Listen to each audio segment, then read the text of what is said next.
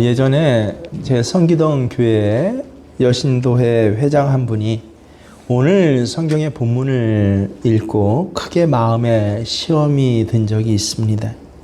이 여신도 회장이니까 할 일이 얼마나 많습니까? 근데 어떤 여신도 회원이, 젊은 회원이 이런 말을 하더래요. 저는 마르다 같이 신앙생활하지 않을 거예요. 저는 마리아처럼 말씀 중심으로 살 거예요. 그러니 제게 교회 봉사하라는 말 하지 마세요 라고 정색을 하고 이야기를 하더래요. 이 여신도 회장 하는 일이 무엇입니까? 회원들에게 이 교회 와서 찾아가서요, 이것저것 섬기고 우리 봉사하는 일 같이 하자고 그렇게 권면하고 또 위에서 기도하고 하는 것이, 그 일을 해야 되는 것이 여신도 회장 아닙니까? 그런데 그 회원이 자기는 마르다처럼 봉사하는 거 하기 싫다, 마리아처럼 말씀만을 사모하고 그냥 말씀 중심으로 살겠다라고 하는 말을 처음으로 요새 그 신세대들이 그렇게 때로는 당황스러울 정도로 속에 있는 말을 정확하게 하지 않습니까? 그때 그분이 그랬던 것 같아요. 근데 이분이 그 말을 듣자 속에서 어떤 생각이 들었냐면, 그럼 나는 마르다인가? 그게 굉장히 고민이 들더래요. 그래서 마음에 크게 한동안 시험이 든 적이 있습니다. 근데 여러분 기억하십시오. 이 여신도 회장님이나 그 젊은 회원이나 말씀을 정확히 알고 있는 게 아닙니다.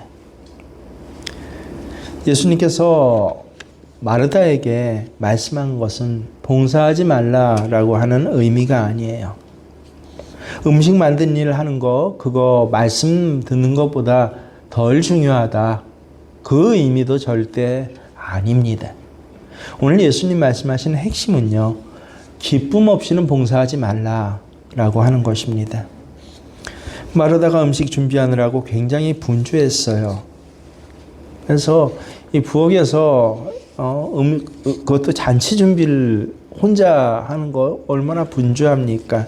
근데 마르다 동생이 안 도와주고 주의 말씀을 들으러 주님 발치에 앉아서 말씀만 듣는 것을 보고, 그 모습을 보고 음식 준비 잘하던 마르다가 어떻게 했어요? 확 짜증이 났습니다. 바로 오늘 본문 핵심이 이것이에요. 누가복음 오늘 본문 41절에 보세요. 주께서 대답하여 가라사대 때 마르다야, 마르다야, 내가 많은 일로 염려하고 근심하나. 야, 이것도 해야 되고 저것도 해야 되는데 시간은 없는데, 한쪽에서는 음식이 타기도 하고 한쪽에서는 아예 불에 올려놓지도 못했는데, 예수님이 이것도 좋아하시지 이것도 좋아하시지 하면서 하는데 많은 일로 근심하나, 많은 일로 염려하지만, 근데 예수님 뭐라고 하십니까? 여러 가지로 근심하지 말라. 몇 가지만 하든지 혹은 한 가지라도 족하니라. 음식으로 얘기하면요, 귀한 손님 오면 9첩반상 10첩반상을 내지 않습니까? 아마 우리로 치면 마르다가 그랬을 거예요. 예수님 오셨는데, 우리 집에 모셨는데 10첩반상으로 준비해야지. 막 마음이 분주해졌는데, 근데 예수님께서 하신 말씀이 뭐예요? 10첩반상 하는 것보다 그냥 김치 하나에 국 하나 정도, 몇 가지를 하든지 혹은 한 가지만이라도, 야, 밥하고 국만 있어도 나는 밥 먹을 수 있어 라고. 대신 여러 가지 하느라고, 여러 가지 하는 거에 나쁘다는 게 아니라 여러 가지 하느라고 뭐 해요? 원망하고 불평하고 다툼할 때, 그냥 한두 가지만 하고 먹는 것이 훨씬 좋겠다, 이 말씀을 한 거예요. 봉사하는 일이 별로 중요하지 않다라고 하는 게 아니라. 예수님이 기뻐하신 건 뭐예요? 마르다가 예수님 말씀에 귀를 기울이는 것게 너무 좋으셨다는 거예요. 그래서 나중에 보면 좋은 편을 선택했으니 빼앗기지 아니하리라. 같은 본문 마태복음을 보면 뭐라고 그래요? 저가 이 상을 상을 받은 거예요. 말씀 듣는 것 자체가 지금 좋은 상 받고 있는 것인데 이 상을 결코 다른 것에 빼앗기지 아니하리라. 39절에 그에게 마리아라 하는 동생이 있어 주의 발치에 앉아 그의 말씀을 듣더니 이게 예수님이 정말 기뻐하시는 거구나. 예수님이 밥 안 먹겠어요? 예수님이 음식 먹을 그 공동식탁의 자리를 얼마나 귀하게 여기셨는데요. 그게 필요가 없겠어요? 근데 그 모든 것보다 가장 중요한 게 뭐예요? 주의 말씀에 귀를 기울이는 것. 우리는 가장 먼저 중요한 것은요, 어떤 일을 많이 하는 것이 아니에요. 정말 주의 말씀에 귀를 기울이는 것, 그리고 주님이 무슨 말씀을 하는지 정확히 알아듣는 것이에요. 그리고 그 말씀에 의지해서 무슨 일이라도 하는 것입니다. 여기서 예수님께서 진짜 원하는 것은요, 우리가 뭐 어떤 일을 열심히 하면서 근데 속으로는 어떻게 해요? 힘들어, 속상해 죽겠어 하는 것, 그거 예수님 원하는 것 아니다라고 하는 것입니다. 주님께서 기뻐하시는 것은요, 마리아가 주님의 말씀에 귀를 기울이는 것입니다. 실제로 우리가 말씀 참 소홀히 여기고 삽니다. 제가 예전에 어떤 교회에 부임했을 때요, 그 교회 젊은 집사님들과 함께 모여서 대화의 시간을 가진 적이 있습니다. 그때 여러 가지 이야기를 나눴죠. 그러다가 어떤 물음이 계기가 돼서 그 집사님들에게 질문을 하나 했습니다. 일주일에 성경을 얼마나 읽으십니까? 그때 깜짝 놀라는 이야기를 들었습니다. 그때 모인 집사님들이 한 10분 정도 젊은 집사님 되셨는데요. 그 10분 중에 한 분도 주일 예배 때 그 사회자가 읽어주는 성경 본문 읽을 때 그때 눈으로 성경 말씀 읽고 귀로 들은 것 외에는 단 한 분도 전혀 성경을 읽지 않는다라고 그렇게 이야기를 하는 것이에요. 이게 오늘 우리 한국교회 크리스찬들 신앙의 그게 현실이구나라고. 그때 얼마나 충격을 받았는지 모릅니다. 실제 너무 바쁘죠. 직장일도 바쁘고 가정일도 바쁘고 볼 것 얼마나 많아요. 할 일이 얼마나 많습니까? 그러다 보니까 성경 읽는 일은요, 항상 뒷전으로 밀리고 마는 것입니다. 이 점은 우리가 하나님의 인도를 받는 일에 있어서 결정적으로 문제가 되는 것이에요. 마리아처럼 주님이 무슨 말씀을 하시고 계시는가 귀 기울이는 자세가 우리에게 없어요. 없습니다. 여러분, 아담과 하와가 선악과를 따먹었을 때 그들이 하나님의 말씀을 몰랐던 게 아니에요. 알았는데 정확한 지식이 없었어요. 마귀가 선악과를 따먹으라고 하와를 유혹할 때요, 이제 대화를 하지 않습니까? 마귀가 하나님 뭐라고 하시더냐? 그때 하와가 한 말이 뭐예요? 그럼 정확히 읽어야 돼요. 뱀에게 말하되 뭐라고 그럽니까? 하나님의 말씀에는 너희는 먹지도 말고 만지지도 말라. 너희가 죽을까 하노라. 여러분, 하나님 말씀을 정확하게 하와가 알고 있는 게 아니었어요. 하나님이 실제 정확하게 하신 말씀 무엇입니까? 반드시 죽으리라 말씀하셨는데, 근데 죽을까 하노라. 이 차이가 얼마나 큰지 모릅니다. 우리들이 그래요. 하나님의 말씀을 모르는 것은 아니지만 아는 것도 아닌 상태, 그 상태에 그대로 머물러 있어요. 이 상태가 미혹을 받기 딱 좋은 상태입니다. 가장 많이 미혹을 받아요. 여러분, 최초의 죄가 어떻게 생겼느냐라고 할 때 인간의 탐심이라고 하는데 아니에요. 하나님 주신 말씀을 건성으로 들었기 때문에 그렇습니다. 우리가 지금 세상 살아가는 동안에 스스로 원하든 원하지 않든 간에 엄청난 말을 듣고 삽니다.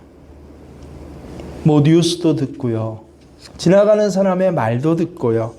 TV 프로그램에서도 듣고 유튜브로도 듣고 이렇게 우리가 듣는 말이 우리의 마음과 생각을 만들어요. 그래서 예전에 우리 조선의 선비들이 안 좋은 말 들을 때, 거스른 말 들을 때 이 물을 가져와다 귀를 씻었다라고 하지 않습니까? 이게 실제로 참 의미가 있어요. 왜냐하면 들려진 말이 뭐예요? 내 생각과 내 마음을 만들기 때문에 그렇습니다. 우리 사람의 인성을 들려진 말이 형성시켜요. 어렸을 때부터 들려진 말이 그 사람의 인성을 형성시킨다는 거 아십니까? 애들에게 말하는 게 굉장히 중요해요.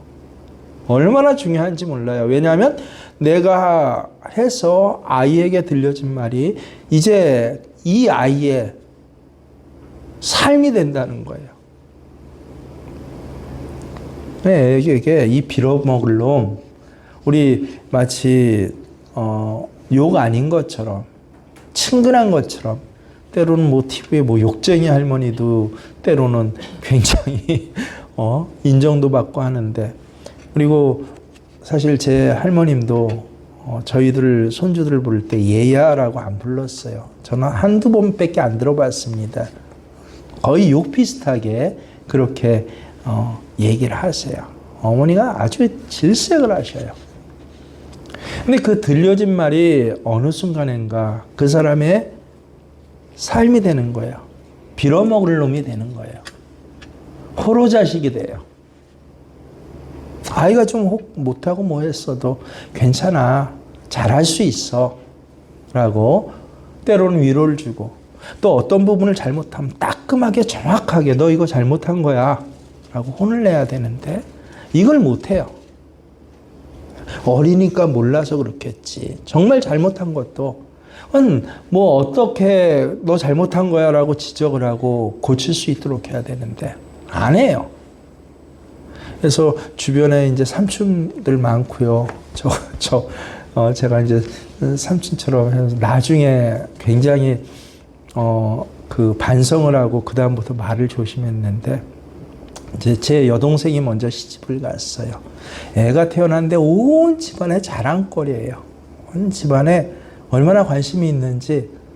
그래서 그 아이를 갖다가 옆에서 시간 날 때마다 제가 기저귀 갈아주고 먹이고 애 안고 포대기로 안고, 아파트인데도 창피한지도 모르고 바람도 쐬러 갔다 왔다 하고 얼마나 애를 사랑하는지 몰라요. 그러니까 이 이름도 이제 금성이인데 이름도 특이하죠. 이 아이가 저를 굉장히 어렸을 때 따랐어요. 한 4살, 5살 좀 넘었던 것 같아요. 유치원 가기 전인데, 이제 집에 이제 옛날에 이제 본가가 좀 아파트가 크니까 이렇게 수족관도 있었거든요. 고기 크게 키우는 그것도 있는데 그걸 참 좋아했어요. 이제 본가에 올 때마다 몸조리 하느라고 한 1년 가까이 본가에 지나다가 이제 자기네 집으로 이제 따로 갔는데, 본가에 올 때마다 그 수족관을 참 애가 다른 데서는 볼 수 없잖아요. 그걸 참 좋아하고 보는데, 근데 물고기가 어떻게 해요? 입을 꿈뻑꿈뻑하지 않습니까? 그래서 애가 이제 삼촌이, 좋아하는 삼촌이 옆에 있으니까 물었어요. 삼촌, 왜? 저 물고기는 왜 입을 갖다 꿈뻑꿈뻑 해? 이 삼촌이 짓궂잖아요. 이 삼촌 이모들이 짓궂어요. 사랑하는 만큼 짓궂어요. 야, 임마, 너도 물속에 들어가 봐. 말할 수 있나? 그냥 입만 꿈뻑꿈뻑 하지. 애를 그걸 정말 심각하게 받아들인 거예요. 말할 수 없어서 입만 꿈뻑꿈뻑 하는 거야. 그러고 나서 전 잊어버렸어요. 명절 때니까 다음 명절 때 만나게 되었는데. 근데 이 아이가, 삼촌, 물고기가 왜 입을 꿈뻑꿈뻑 한지 알아? 그래서, 야, 그 사이에, 한 1년 사이에 얘가 많이 유치원도 가고 그래서 배웠구나라고 해갖고, 왜 그런데? 하니까, 삼촌도 물속에 들어가 봐. 숨을 쉬고 말할 수 있나, 입만 흠뻑흠뻑하지. 저하고 표정도 똑같이, 말투도 똑같이 그렇게 하는 걸 보고, 아, 제가, 야, 이거 애를 너무 사랑스러워서, 나 나름대로, 옆에서 그 얘기를 듣던 제 여동생도 그렇고, 재밌다고 막 웃었잖아요, 그때. 제 매제도 그렇고 막 웃었는데, 야, 1년 가까이, 한 6개월 넘어서 이 아이는 이걸 기억하고, 이것으로 생각을 마치는 거예요. 제가 그걸 보고 그다음부터 교인들에게, 특별히 이모들, 삼촌들에게 애 앞에서 장난스러운 말, 자기들은 재밌어요. 그 모양을 보면. 함부로 하지 말라. 절대 함부로 하지 말라. 애의 그게 뭐가 됩니까? 인성이 돼요. 애의 삶이 돼요. 그걸 바꾸고 변화시키는 건 굉장히 중요해요. 그다음부터 제가 이 아이에게 그것 때문에 책을 갖다 몇 권을 갖다가 읽어주고 얘기를 해서 그걸 겨우 바꿀 수 있었어요. 삼촌 참 잘못했다라고.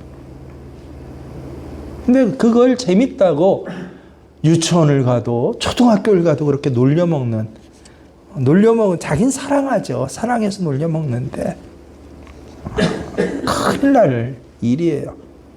왜? 듣는 것이 뭐가 돼요? 마음이 되고 생각이 되고 인격이 된다. 나중에 그 아이의 삶 전체가 그 말에 영향을 받는 것이에요. 그래서 흔히 세상에 믿을 사람 없어. 마치 이게 지혜인, 삶의 지인처럼. 야, 속이는 사기꾼 많으니까 너 사람 만날 때 조심해야 돼. 선배 세대들이 잘못 살아온 결과를 갖다가 그 자녀들, 후배 세대들에게 그대로 전하니까 그의 삶은 어떻게 돼요? 세상을 바라보고 사람을 볼 때 믿을 사람이 없어요. 다 사기꾼처럼 보여요. 근데 다른 사람이 사기꾼처럼 보이는데 자기는 뭐가 돼요? 여러분, 그 말을 듣는 순간 자기가 사기꾼 되는 거 아십니까? 자기가 믿지 못할 사람이 된다는 거 아십니까? 듣는 말이 그 삶이 돼요, 결국. 마귀는요, 그래서 우리 마음을 사로잡으려고 할 때 뭐 희한한 환경과 뭐 별난 부분을 일으키는 게 아니에요. 우리 마음에 계속 쓰레기 같은 메시지를 주는 것입니다. 이럴 때 정신을 똑바로 차려야 돼요. 집에 혼자 있을 때 갑자기 서운한 마음 들지 않아요? 나는 얘네들을 위해서 뭘 평생을 했는데 이 아들놈이, 이 딸놈이 나를 이 정도로밖에 생각 못하나, 안 하나. 아주 노염이 들지 않습니까? 그거 내 생각이에요? 아니에요. 마귀 사탄이 내 감정을 스스로 이 믿음으로 그것을 붙잡지 못할 때 나한테 계속 그런 생각만 넣어줘요. 그 다음부터 그의 인생이 어떻게 돼요? 아들, 딸 다 필요 없고 세상 다 필요 없고 난 내 것 죽을 때까지. 그래서 한 10년 전인가 20년 전부터, 한 15년 전부터 그게 마치 명제처럼 죽을 때까지 땅 문서는 꼭, 집 문서는 꼭 잡고 있어야 관세 받지 않는다. 그게 마치 노인들의 지혜처럼. 그럼 그건 지혜 아니에요. 사단이 주는 쓰레기와 같은 말입니다. 이럴 때 정신을 똑바로 차려야 돼요. 하나님의 말씀이 내게 들려와서 온전한 믿음이 되지 않으면요, 우리는 결코 그 부분에서 믿음을 지킬 수 없어요. 돈 부분에서는 믿음이 지켜지지 않아요. 자존심 부분에서는 아예 믿음이 없어요. 특별히 자기 애에게 문제가 있는 부모들이 아주 심한데요. 약간의 장애를 겪고 있다든지, 약간의 뭐 어떤 문제가 있다든지. 애에 대한 자존심. 누가 한마디를 그냥 지나가는 말을 한마디 해도 죽자고 해요. 참 믿음이 좋은 집사님인데요. 애 문제 갖고 학교에 가서는 멱살을 잡아요, 선생님들. 조그만 내 애에게 뭐가 있다, 뭐가 문제가 생겼다 하면 상식 자체가 아예 없어져요. 마귀가 계속 내 마음에 그런 쓰레기를 집어넣어서 그래요. 그러면 그것이 어디서 왔어요? 결국은 내 부모로부터 왔어요. 그게 유전이에요, 여러분. 죄의 전가, 죄의 계승이에요. 실제 있어요. 성경에도 말씀하셨어요. 부모로부터 오는 죄들, 조상으로부터 오는 죄들이 있어요. 무당이 얘기하는 그게 아니라 그 가문, 그 가정, 환경, 어려서부터 그 모습들이요. 우리가 그래서 늘 예수님 말씀을 듣는 것은요, 생명과 직결되는 일이에요. 이사야서 55장 3절 말씀입니다. 잘 보세요. 너희는 귀를 기울이고 내게 나와 들으라. 그리하면 어떻게 해요? 너희 영혼이 살리라. 귀를 그냥 스쳐가는 소리가 아니라 귀를 기울이고 들으라. 그러면 네 영혼이 산다. 여러분, 이 말씀을 지금 나에게 적용해야 합니다. 주님의 말씀을 들어야 내 영혼이 살아요. 요한복음 6장 63절에 예수님께서 직접 하신 말씀이죠. 살리는 것은 영이니 육은 무익하니라. 내가 너희에게 이른 말이 영이요 생명이라. 다른 게 아니라 예수님께서 우리에게 해주신 말, 우리가 주님 앞에 나와서 귀를 기울이고 그 들은 말이 뭐라고요? 영이고 생명이라. 주님의 말씀을 분명히 들어야 우리가 살아요.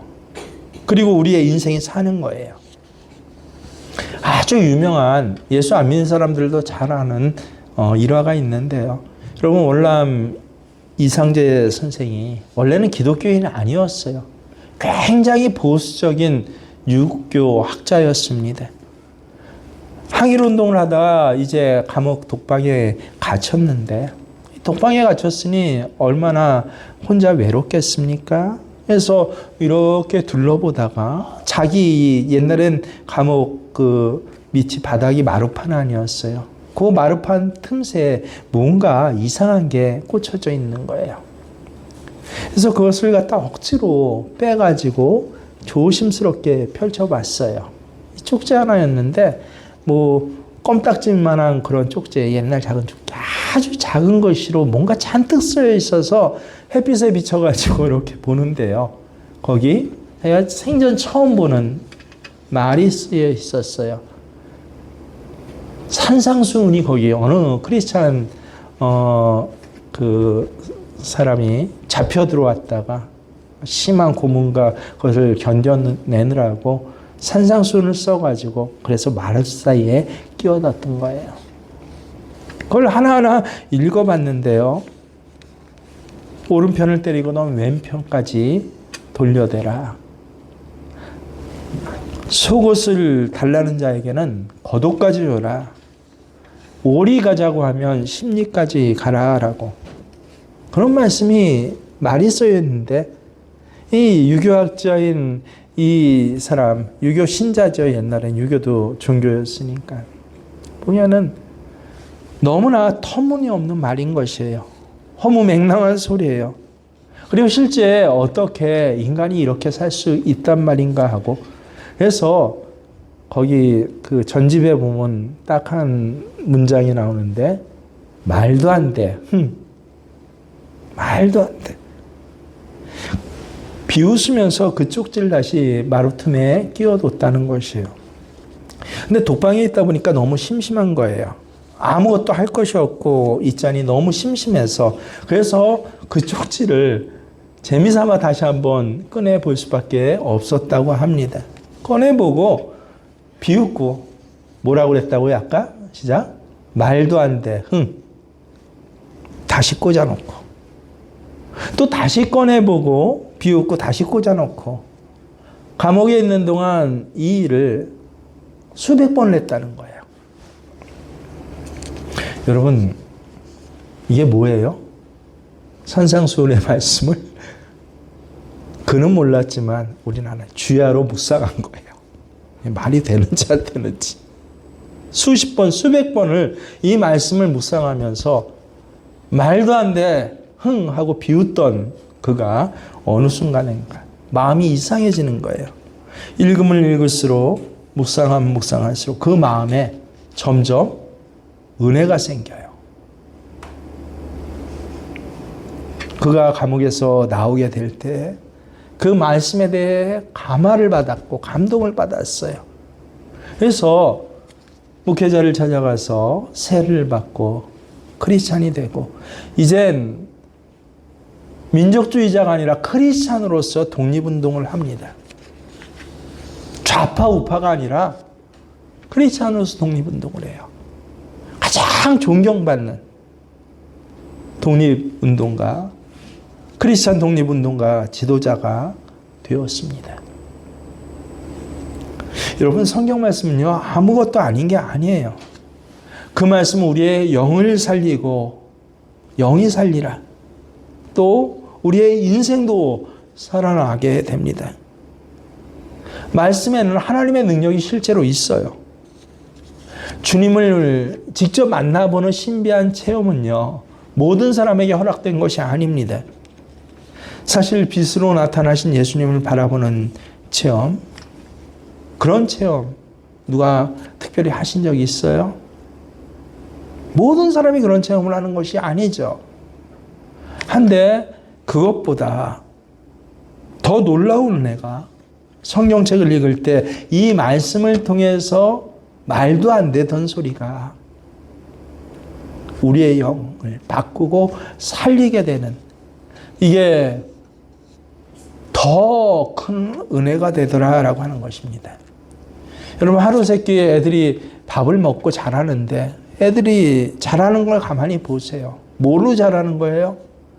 특별한 별식 먹고 특별한 음식 먹어서 얘가 자라는 거예요? 아니, 매일 꾸준히 먹는, 엄마가 매일 지어주는 그 세끼의 밥이요. 아주 일반적인 그 밥을 먹고 이 아이는 자라지 않습니까?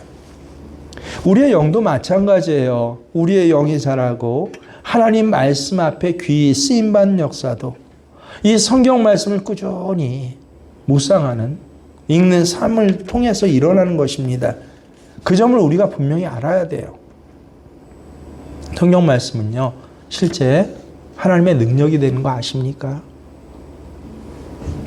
서울신대 교수였던 홍성철 교수님이 뉴질랜드에서 유학을 한 적이 있습니다. 그때 같이 유학하던 분 중에 옆에 하우스에 이 홍콩에서 온 이 교수 부부가 함께 유학생활을 하고 있대요. 옆에 한 두 걸나 가까우니까 뉴질랜드에서 이 동양인으로 유학하고 세대가 비슷하니까 얼마나 좋아요. 인사하고 때때로 교제를 나누게 되었는데 그분들이 아주 독실한 불교 신자였대요. 어느 날은 참 좋았는지 자기가 소중히 여기던 책을 한 권 주더래요. 불교 교리가 담긴 책이었습니다. 받아서 읽었대요. 그래서 이 홍 교수님도 나도 선물을 해줘야지 하고 책을 한 권 줬는데 창세기의 비밀에 대한 그런 책이었습니다. 나중에 그 책 읽으셨어요? 라고 했더니 읽었다고 하는데 몇 가지 이야기를 나누다 보니까 안 읽었더래요. 그래서 왜 안 읽었습니까? 라고 물어보니까 대답을 기가 막히게 하더랍니다. 내가 쭉 처음에 좀 읽다 보니까 야, 이러다 내가 하나님 믿게 될 것 같아서 그래서 그냥 첫 덮어놓고 안 읽었다라고 우스갯비슷하게 이야기를 하더래요. 그분에게 아주 정중하게 끝까지 한번 읽어보시고, 아니 교수님이시니까 학자니까 끝까지 한번 처음부터 끝까지 읽어보고 그렇게 판단을 한번 해보십시오라고 권유를 했습니다. 결국은 어떻게 됐어요? 그 책을 끝까지 읽어보고 창세기의 비밀에 대해서 야, 이렇게 놀라워? 진짜야? 생각되니까 성경책을 가져다가, 불교 신자가 성경책을 가져다가 창세기 부분을 읽었대요. 너무 놀라워가지고, 너무 놀라워서 창세기 다음에 뭐예요? 출애굽기, 민수기, 신명기, 여호수아, 레위기 쭉 읽다 보니까 어떻게 됐습니까? 결국은 뉴질랜드에서 개종을 하게 됐습니다. 그 부부가 중심이 되어서 태국에 돌아가서 방콕에 교회를 세웠다고 합니다. 도대체 성경이 뭐길래 읽다 보면 역사가 말씀에서 일어납니까? 읽다 보면 사람의 인생이 바뀌어집니까? 어떻게 변화가 일어납니까? 거기에는 하나님의 살아있는 역사, 그 말씀 자체에 살아있는 역사가 있기 때문에 그렇습니다. 모든 성경은 하나님의 감동으로 하나님께서 직접 말씀해 주신 거예요. 교훈과 책망과 바르게 함과 중요한 건 의로 교육한다. 의가 뭐라고 그랬어요? 신약 성경에서는 항상 예수 그리스도. 결국은 성경 말씀은 예수 그리스도인으로 되기로 우리에게 주신 말씀. 내가 세상 사람이었는데 변해서 예수 그리스도, 예수님이 돼요. 모든 성경은. 이 시대를 혼란의 시대, 앞을 알 수 없는 시대라고 하는데 정말 옳아요. 얼마나 혼란스러운지요. 어제 뉴스를 보고 제가 기가 막혔어요. 아니, 이른바 관세 조약도 잘 체결되고 우리나라 경제 지수가 굉장히 높아지고 외국에서도 지금 얼마나 인정하는지 몰라요.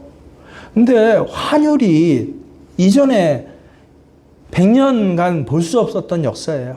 환율이 왜 이렇게 오르는가? 환율은 나라가 망할 때 오르는 거잖아요. IMF처럼. IMF 때 얼마나 올랐죠? 뭐 160, 180까지 환율이 오르다가 아예 저걸 바꿔주지 않지 않았습니까? 달러를. 아니 세계 여러 나라 가운데 이 트럼프의 미친 행정부가 전 세계를 휘두르는 가운데 그래도 한국이 소망이 있고 뭐하고 계속 반도체 가격이 올라가 발전하는데 왜 이렇게 하늘이 올라요? 망하는 나라처럼. 저도 그게 참 이상했는데 좀 몰랐어요. 어제 뉴스에 나오더라고요. 많은 사람들이 세상에 우리나라 사람들이요. 미국 주식 거래 양 때문에 그렇대요. 미국 주식 사고 운영하려면 달러로 사야 되잖아요. 옛날에는 미국 주식 운영하는 거 아주 뭐 0.1%도 안 되는 특별한 사람만 했는데 요새는 다 투기붐이 불어가지고요. 일반인까지도. 심지어 화천에도 많을 거예요. 아마 공무원들 가운데는.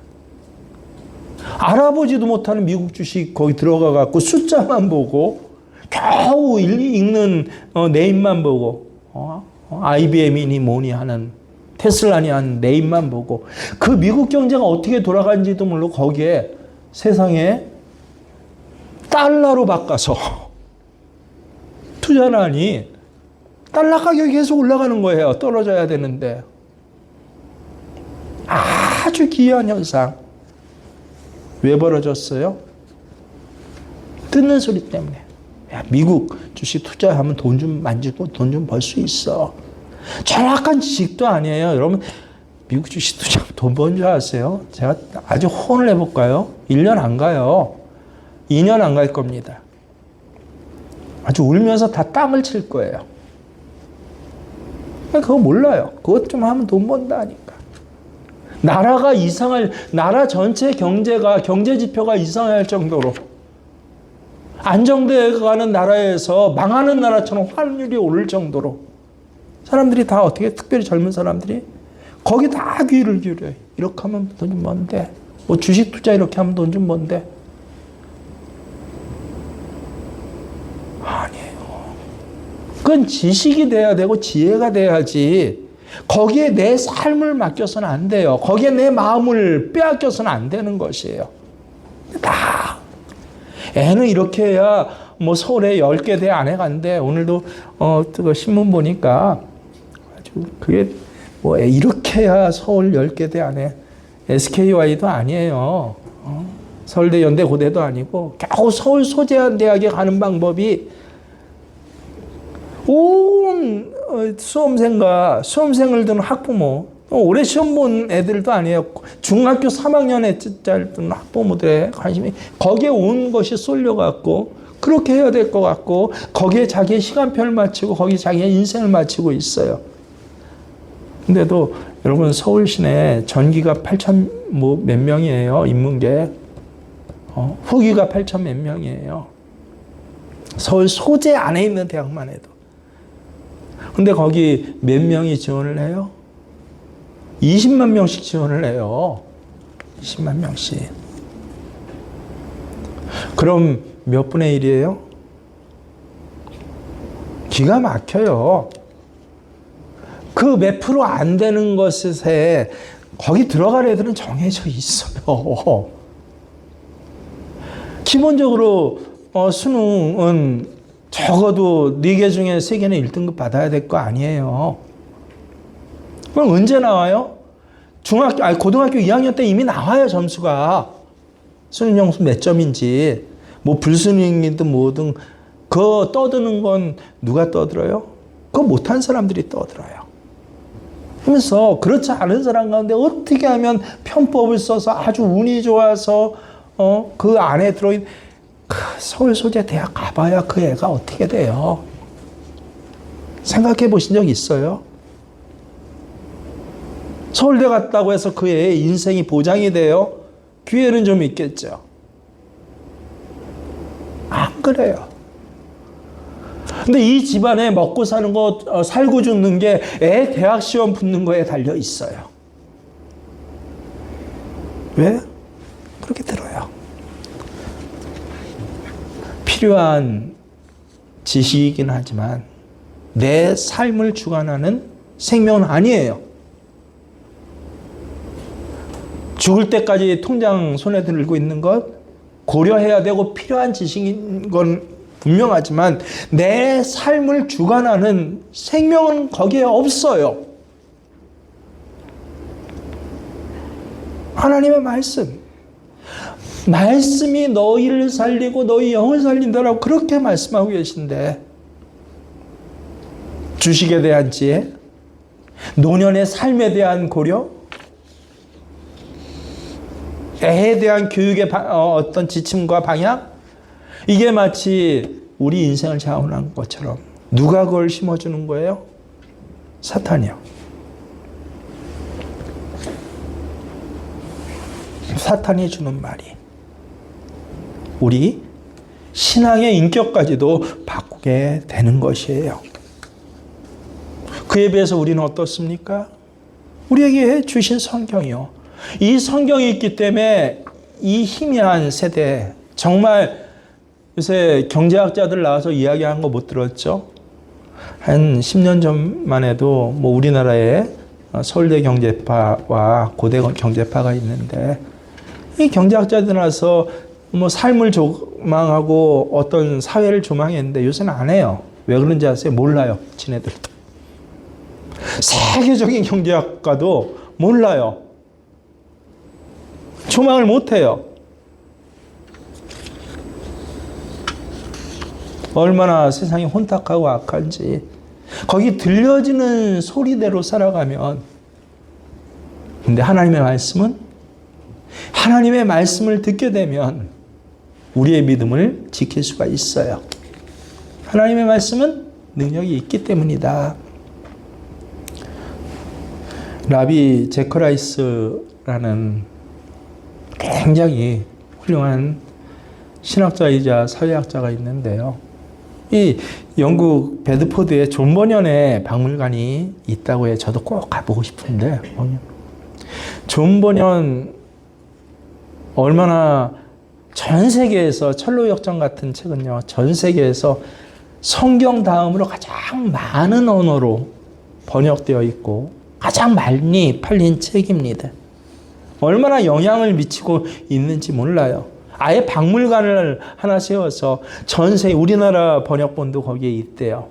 전 세계어로 번역된 그 많은 번역본 책들을 거기 비치를 하고요. 그리고 거기에 대해 소개를 하고요. 다양한 국적의 사람들이 방을 옮겨 다니면서 전시물을 감상했다고 합니다. 얼마나 이분이 철로역정에 잘 알아요. 나오면서 원본을 보고 너무 감격해갖고, 그래서 그 입구에 안내하던 분을 보고 나서, 여자분인데 그분을 보고 나서 감격스러워서 얘기를 했대요. 아니, 조모님 원래 냄비 주전자 만들던 대장장이거든요. 세상에 어떻게 대장장이가 이렇게 간단하고 이렇게 한 권의 책으로 전 세계를 바꾸고 전 세계에 이렇게 명성이 자자하고 박물관까지 세웠는지 참 대단하지 않습니까? 라고, 놀랍지 않습니까? 물었대요. 그랬더니 이분이 잠시 당황하더니요. 그런가요? 맞긴 맞는 것 같은데 솔직히 말해서 저는 아직 읽어보지 못했습니다라고요. 깜짝 놀랐대요. 아니, 존 버년의 이 철로 역정 때문에 이 박물관이 세워지고 들어오는 세계 여러 이 박물관 들어오는 사람들에게 야, 존 버년 책이 뭐고 소개를 해준 사람인데, 그것 때문에 자기는 먹고 살고 있잖아요, 사실은. 근데 이 책을 한 번도 읽어보지 않았대요. 너무 깜짝 놀라갖고 이상해서, 아니 어떻게 한 번도 존 버년 책을 읽어보지 않았습니까? 라고 했더니요, 이분이 좀 읽어보려고는 했는데 너무 어렵더라고요. 그렇게 뭐 아무렇지도 않게 이야기를 했다고 합니다. 그게 너무 충격이었대요. 이 말씀을 그가 기록하고 쓴 이유가 뭔지 아세요? 야, 우리가 성경을 대하는 태도가 꼭 그렇다는 것이에요. 알기는 알죠. 다 알아요. 전 세계에서 가장 큰 베스트셀러 아닙니까? 성경이 하나님의 말씀이고 하나님의 능력이 있습니다라고 알아요. 집에 성경책들 한두 권은 다 있죠. 누구에게 소개해 줄 수도 있어요. 야, 성경책 좀 읽어봐. 성경에 이런 내용이 있어. 특히 기독교인들이 그렇죠. 문제는 뭐예요? 자기는 안 읽어요. 알기는 아는데 정확하게 몰라요. 그래서 오히려 말씀 때문에 미혹이 돼요. 미혹된 말씀 갖고 이게 마치 하나님 뜻이냐, 아주 왜곡된 신앙생활을 해요. 신앙생활이 아니라 다 사실은 뭐예요? 교회 안에 있는데 이단 생활이에요. 하나님 뜻대로 얘기를 하는데 마귀 뜻대로 살아가요.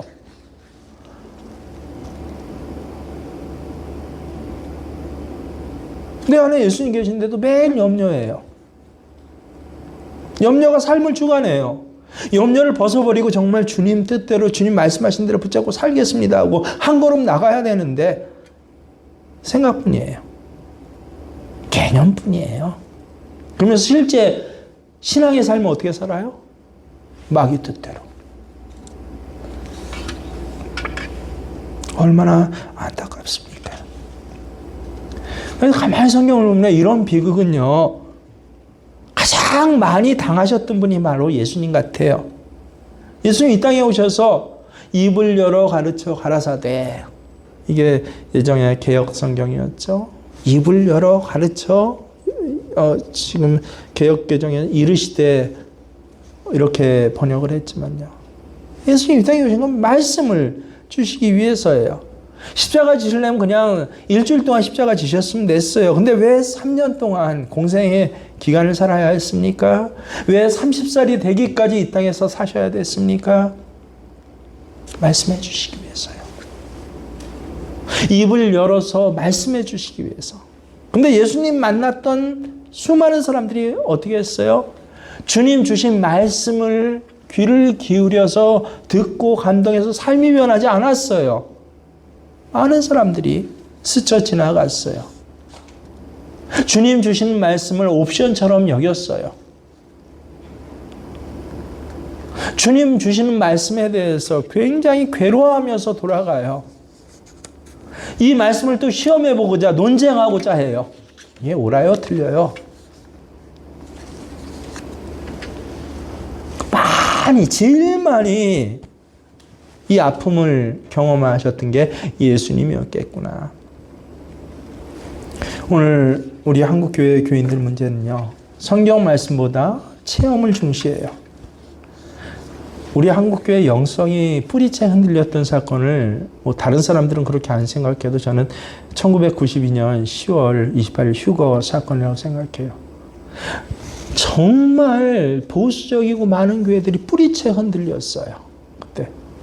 왜 뿌리째 흔들렸어요? 아니, 성경 말씀과 맞는가 아닌가, 이 간단한 것이 삶의 기준이 돼야 되고 인식의 기준이 돼야 되잖아요. 누군가 뭘 얘기를 하면. 근데 그게 기준이 안 돼요.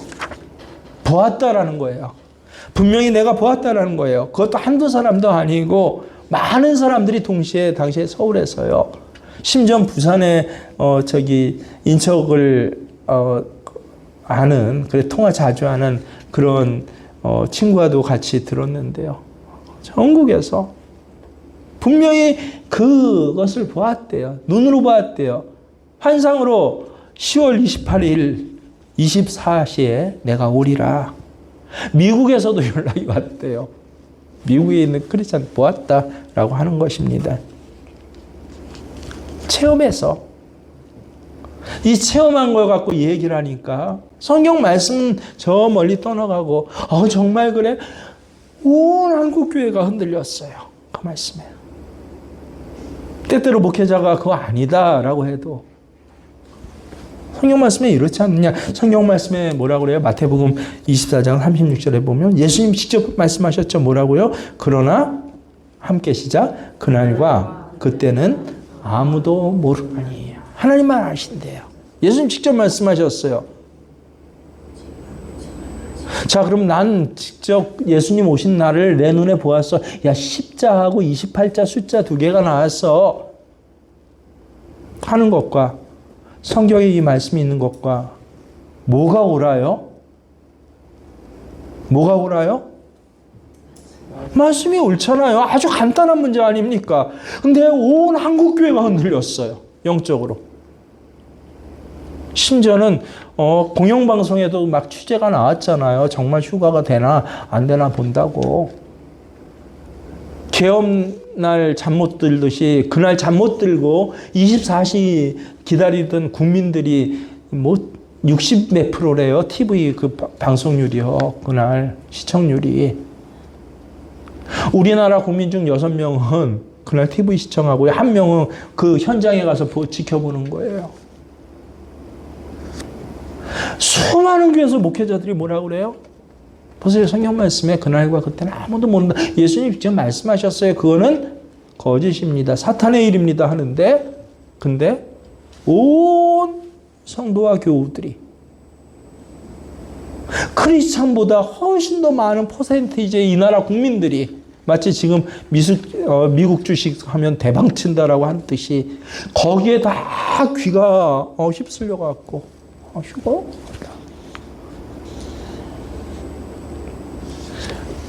말씀의 뿌리에 영이 흔들린 때, 확인된 때가 저는 그때라고 생각합니다.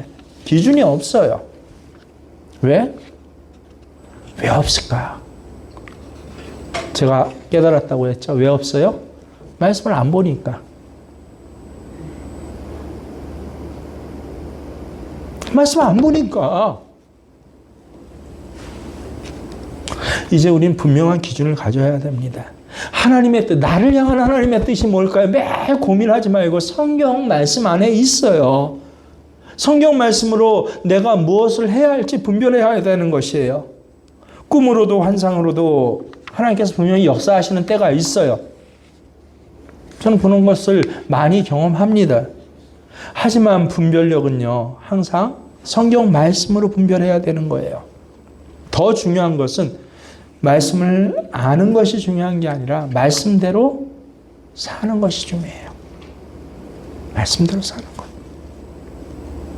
글쎄, 제가 직접 그 교제하던 목사님에게, 교제라기보다는 모시던 목사님에게 들은 이야기인데요. 이 장로님의 아내 권사님이 한 달이 넘도록 교회를 안 나오시더래요. 회장님 왜 못 나오셨어요? 장로님에게 물으시면 아픕니다. 뭐 딸 집에 갔습니다. 한 달을 안 나오시니까 혼자 신방을 가셨대요. 권사님 집에서 일을 하고 계시더래요.